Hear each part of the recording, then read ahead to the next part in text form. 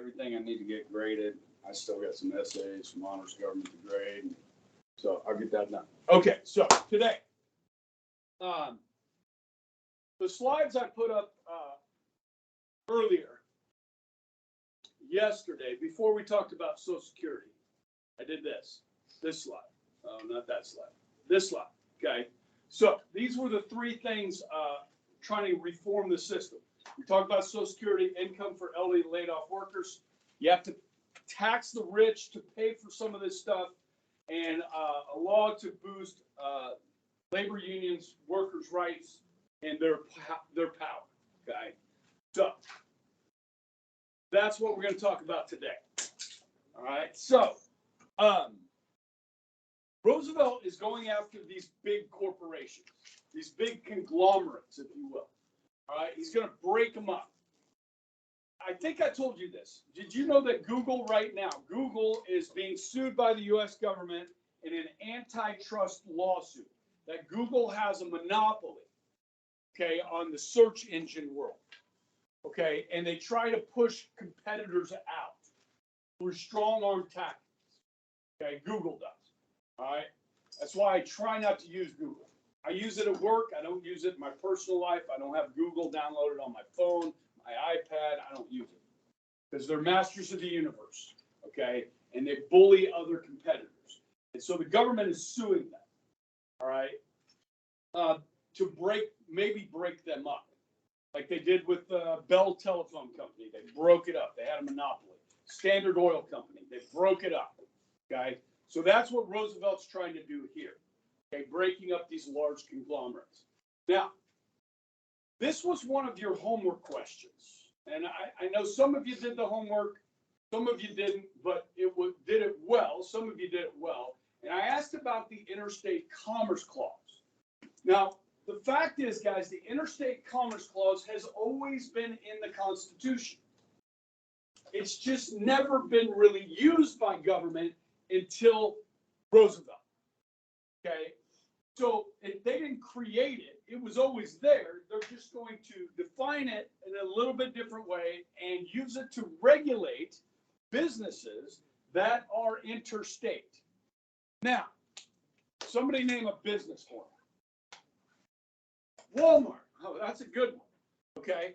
How many of the products that Walmart sells are Walmart here in Wichita? How many of the products that they sell are made in Kansas? Would you say very few? Yeah. So most of those products are made somewhere else and brought across state lines. Interstate. Yes? That means the federal government can regulate Walmart because they use interstate commerce. Name another business. How about a construction business that builds houses or apartments? When you're going to build a house, you usually frame it up with wood, yes? Frame a house? Yes? Where do we get the lumber? If you're going to build a house in Kansas, where's that lumber come from? Did we cut down the forest in Kansas? Oh, wait a second. There is no forest in Kansas. So where are we going to get the wood?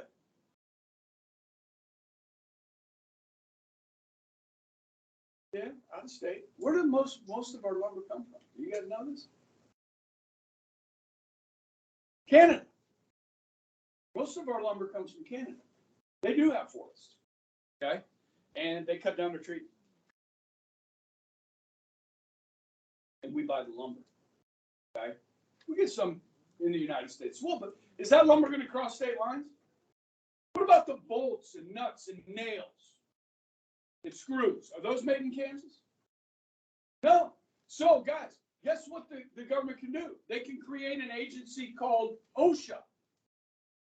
You guys know what OSHA is? Tech and Trade Academy? OSHA? It's an occupational safety hazard agency or administration or something like that, right? And they can come in and tell you the safety conditions that your workers have to work under. In the construction industry, roofing industry, concrete industry, every industry, OSHA, because of this.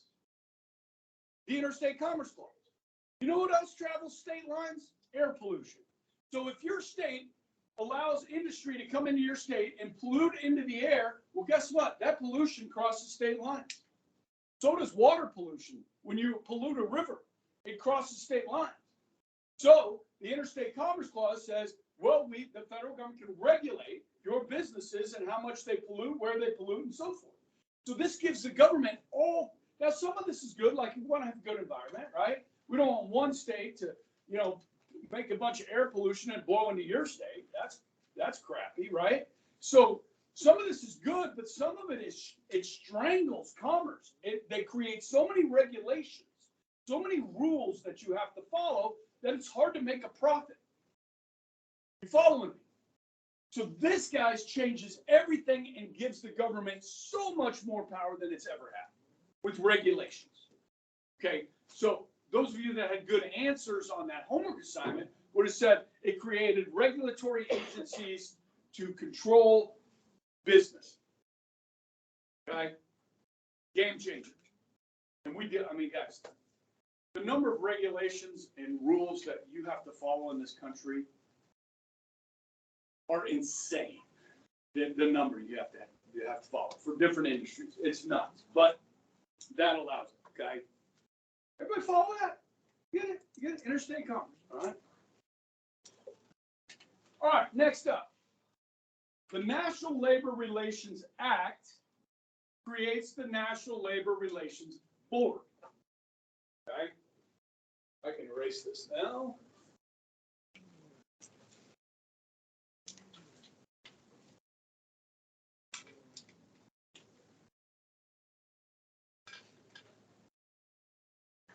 This deals with unions, okay?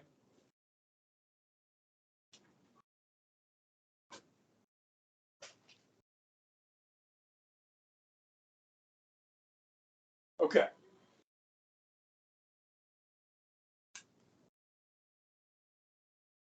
Your dad's across the hall. Yeah. I'm about to pick on him too. All right. All right, look at this map, okay? See the blue states? Those are called right-to-work states. The ones that are not colored are called union shops. Okay, let's talk about Boeing. You guys know Boeing, they make what? Where are their national headquarters for Boeing? Anybody know? Florida? National headquarters of Boeing? No, you were looking off into space.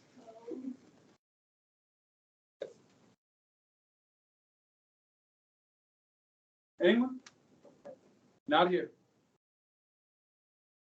Seattle, Washington. Okay. Now, does everybody know where Washington is on the map?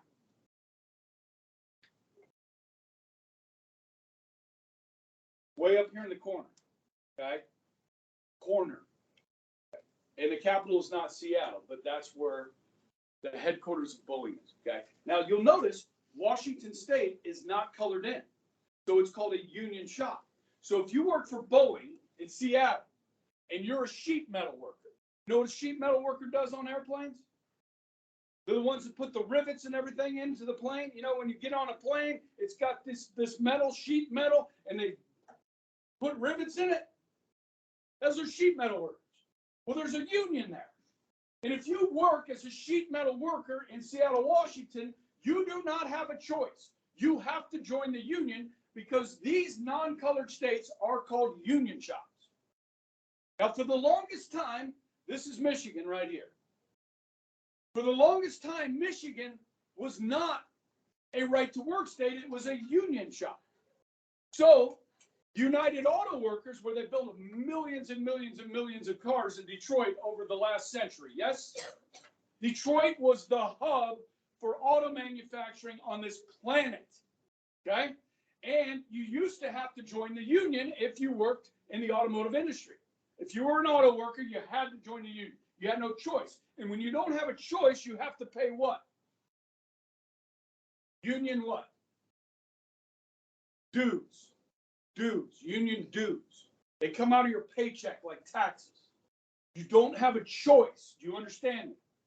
If you want that job, you have to pay union dues. Who do the union dues go to? The union dues go to the union boss. The union boss bargains with the employer Boeing to say we need to make more money. So by the early 2000s, guys, the average worker on the line in Detroit building cars was making $48 an hour. Did you catch that? $48 an hour to work on the line. Is that skilled labor? Can I teach any of you to do what those people do? Yeah, I mean, it's a skill. You learn it and then you repeat it. Yes? $48 an hour. Yeah. Toyota comes in. Kia comes in. Nissan comes in. Mitsubishi comes in. And they start selling cars cheaper. And Ford and General Motors, they're trying to compete with these foreign car makers, paying their employees $48 an hour. They're going to have to charge you more per car because they're paying their people $48 an hour. Are you right? Am I right? And then the government said, you know what? We're going to have free trade between Canada, United States, and Mexico. And when they gave us free trade, what did Ford do? They started building factories in Mexico because they could pay people $10 an hour down there instead of $48 an hour. Or maybe they moved to one of these blue states where maybe there is no union yet. In these blue states, guys, you have a right to work anywhere without joining a union and paying union dues.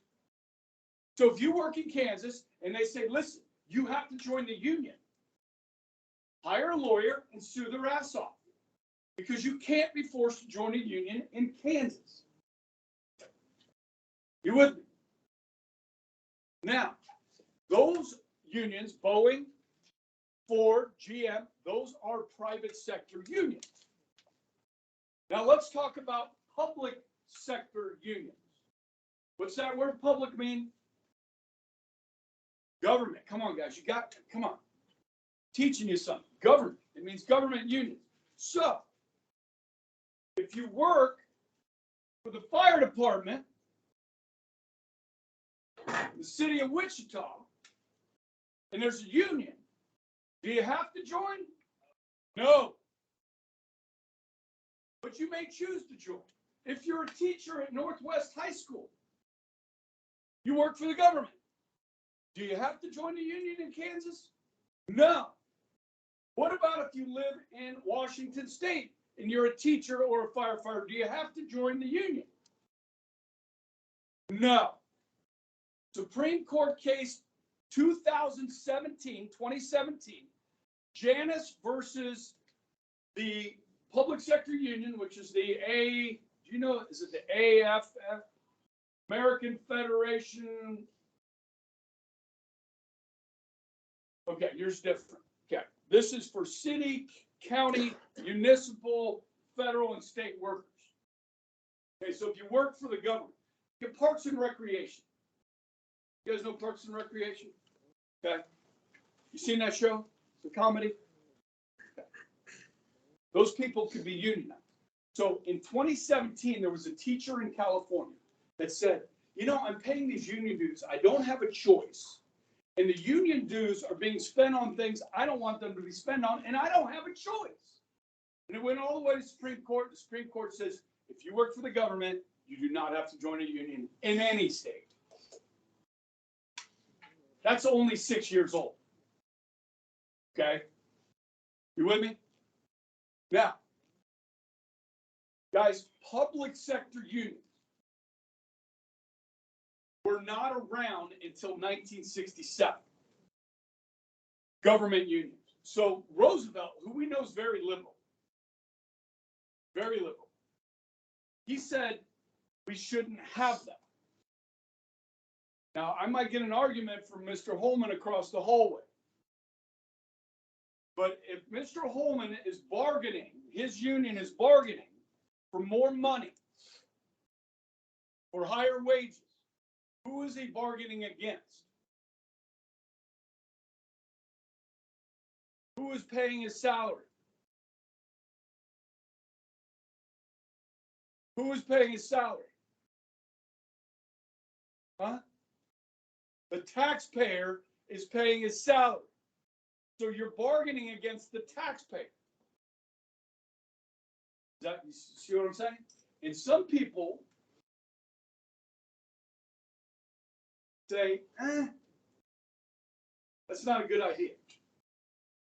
So what unions can do for you if you're a teacher, okay? Guys, it's hard to fire a teacher. Hey, Brent, if you guys have a firefighter that sucks at his job, is it hard to fire him? 30-year mistake, because you can't fire him because he's got union protection. They got high-priced lawyers. You're stuck with them. It makes life miserable when you got inept people. So if you're working for the TSA at the airport and you're in the union and you're inept and you don't do your job well, it's hard to fire people that don't know how to do their job. And you get this with teachers a lot. Now here, we don't fire a lot of teachers because it's hard to find teachers that will work here. Are you with me? Now, we had a situation recently. If you work for the public schools, the only way they're going to fire you is if you have an inappropriate relationship with a student. It's the only way you're going to get fired. If you're snorting cocaine at your desk in a classroom, what is drug addiction today? What is that? What do we call that? We call it a disease. So, no, you're not fired. We're going to put you in treatment because you were snorting cocaine at your desk. What do they do with bad teachers?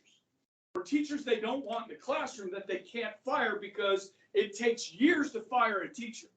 Years. In New York City, guys, they have this place called a rubber room where over 700 teachers show up every day to this building. They don't want these teachers near the students, but they can't fire them. So they have them report to work, which is just basically this room where they can sit on their computer. They got to stay there for 7 hours, and then they can go home. They're not doing any work. They're just reporting for work, and they pay them because they can't fire them. Now, unions are important because they help protect workers. Okay? They also can do some great damage. So what do they do with a bad teacher? They ship them off to a different school. They do this with principals too. You got a bad principal, send them to a different public school. Okay? They don't fire you. They can't fire you. It's ridiculous. Okay? And we're paying for it. Sorry. Got off track there a little bit. But I always like to have that union discussion, guys, difference between public sector and private sector, okay? So the NLRB, the National Labor Relations Board, prevents unfair practices against unions by businesses. So when Boeing wanted to build a factory in South Carolina, the union in Seattle complained to the National Labor Relations Board, said, they're building a factory in South Carolina because it's a right-to-work state. You're trying to punish the union in Seattle by building this factory in South Carolina. Now, the National Labor Relations Board has 3 people on it that are appointed by the president when there's a vacancy. So there's 3 people. Boeing wants to build this factory that's going to employ hundreds of workers in South Carolina. 2-1, they said no. You're punishing the union in Seattle. The one that voted, yes, they can build that factory, quit and protest. This is silly. Now, if there's not a union in Seattle, and there could be a union in Seattle, but what's the cost of living like in Seattle versus South Carolina? Is it expensive to live on the West Coast? Seattle's expensive, guys. I've been there. It's expensive. South Carolina, not so much. Now on the coast, on the beach it is, but you know, you get into the central part of South Carolina, it's like Wichita. Okay? The cost of living is not that high. So you could pay somebody in South Carolina $25 an hour instead of $50 an hour, and they can make a good living. And Boeing can sell more airplanes and compete with other airplane manufacturers by paying somebody $25 an hour instead of $50 an hour. Does that make sense? But the National Labor Relations Board said you can't do that. You're punishing the union. It took about 5 years. Eventually, they relented and let Boeing build that plant in South Carolina that created hundreds and hundreds of good-paying jobs for the people of South Carolina. Okay. Michigan, as I said, Michigan saw like this union shop is killing us, and they switched. So did Wisconsin. They switched to right-to-work states. Okay, because they saw the light. Okay. Little political cartoon here. It's kind of funny, not real funny, but this guy says, hey, if you want more money, upgrade your skills. This guy says, well, I'm already taking a computer class, but I could add another course. He says, here's one that will help. Introduction to Union Organizing. So if the teachers here unionized at Bishop Carroll High School, okay, we could all, as one, 80 teachers could go to the administration and to the superintendent and to the bishop and say, Mr. Bishop, we need more money. Or we need more plan time. We need more time to collaborate with other teachers. We need more pay. These sorts of things. Okay? We don't want to do the Reagan Institute Thanksgiving week where the students get 9 days off and we got to show up Monday and Tuesday for in-service and we get 5 days off. Where teachers' families can take a vacation if they had 9 days off in the fall. Because some of us are busy during spring break, like coaching baseball, and I can't go on vacation, so I can take a vacation in the fall. But no, we don't have a union, and they don't listen to us. So, yes, unions can do good things, but they can also have some repercussions on them, okay? So, Labor's Magna Carta, they love this, okay? The labor unions love this.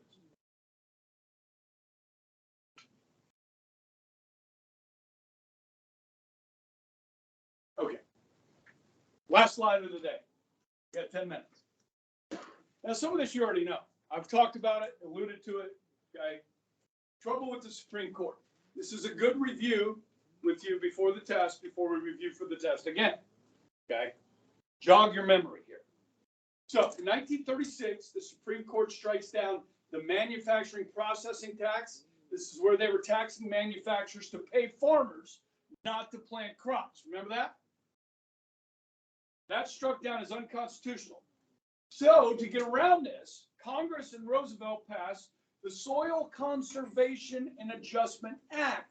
So, we're going to tell farmers not to plant to conserve the soil, or pay them to plant soil conserving crops. Now, guys, if you plant wheat 2 times a year on the same soil, it's going to strip that soil of key nutrients and minerals. So we do what's called crop rotation. You grow different crops in the same soil. Does that make sense? Now, some crops actually help replenish the soil with nutrients. that are good for the soil.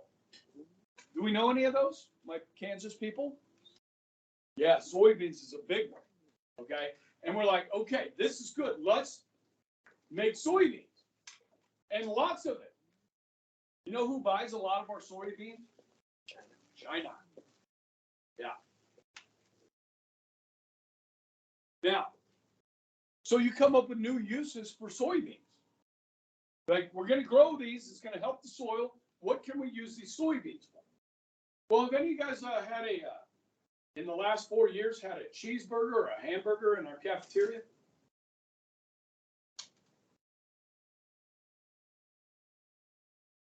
Same question to you.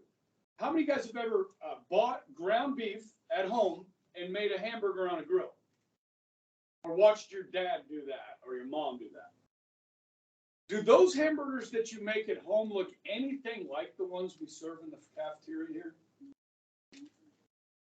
What is in those patties?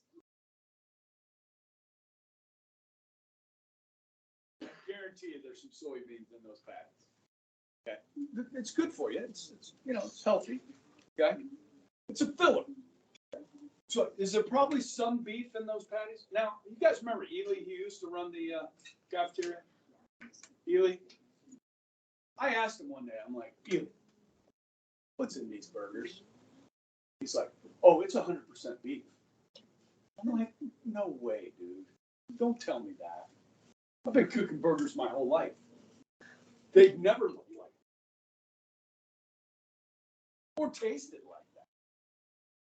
Like the texture, you know what I mean? It's different. I know I don't mind them. Just throw a bunch of mustard and pickles. Now the pickles, they're going big with the pickles these days, haven't they? They got them on the salad bar. They got the wedges, and then they got those big jugs of pickles. I'm like loading them up, man. You guys like those pickles? They're pretty good.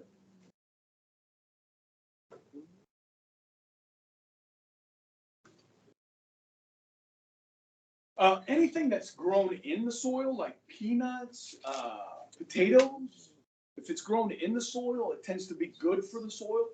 Okay, so we do that. And you know what I've noticed?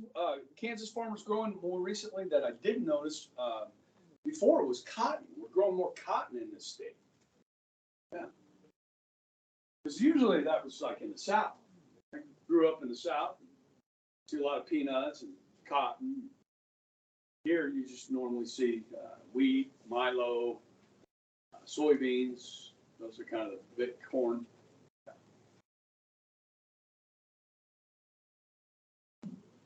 What else do we grow? Yeah, I'm not a farming person. We grow anything else in Kansas? What? Alfalfa? Yeah. What do you use that for? Oh, for feed?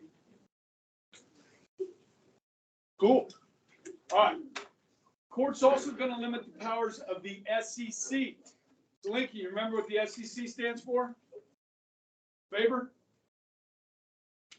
No. Securities and Exchange Commission. Olivia, you got it? Securities and Exchange Commission. Now, I told you this story. Remember this story about the minimum wage? When the Supreme Court struck it down, what did Roosevelt try to do? He was mad at the Supreme Court. What did he try to do?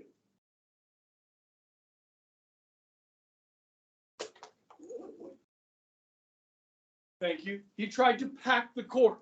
Listen, it was on a homework assignment, and I lectured on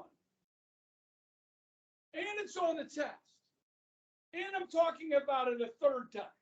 So, and then on when we have the review, I'll talk about it a fourth time. So maybe catch it one of these times. He tried to pack the court with 6 more judges, right? And then he wanted to put a retirement age of 70. So that would allow Roosevelt to appoint 8 justices. So 2 old men that were 70 switched their vote on the minimum wage so that he did not pack the court. The switch in time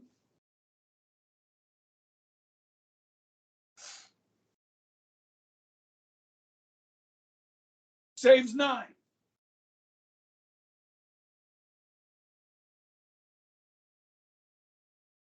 Okay. Repeat after me. The switch in time saves 9. All right. Now, to get around this, before they switched, they passed the Government Contracts Act. Now, who makes Air Force One for the president? The president's plane is Air Force One. Who makes that? Boeing. So if Boeing gets the contract to build Air Force One, or if they get the contract to build a bomber for the military, the labor secretary can set minimum wages and max hours for those employees that are carrying out the government contracted work. So if you're building a bridge for the government, they can tell you how much you have to pay your workers and how many hours they can work. That's called the Government Contracts Act. Okay. Here's the minimum wage, guys. 25 cents in October of 38. That's when we got it. Okay. By 1975, it was $2.10. By 1990, it was $3.80. Today, it's $7.25. It's been that for at least a decade. $7.25. Now, have some cities and states have a higher minimum wage? Yes. Okay. They can do that. They can go higher, especially on the West Coast where the cost of living is much higher. Okay. But like we kind of established earlier in this class, not very many people work for minimum wage. Okay. And if you are, go find another job. There's 6.9 million of them available that don't pay minimum wage. Okay? So don't lower yourself to that. Have high expectations for yourself and make more money. Go find another job. Okay? Hear me? Don't settle. You're better than that. Okay? You got to have that attitude. I'm worth more than that. All right. I'm going to pause this. Stop this. Did I start it? Yes, I did.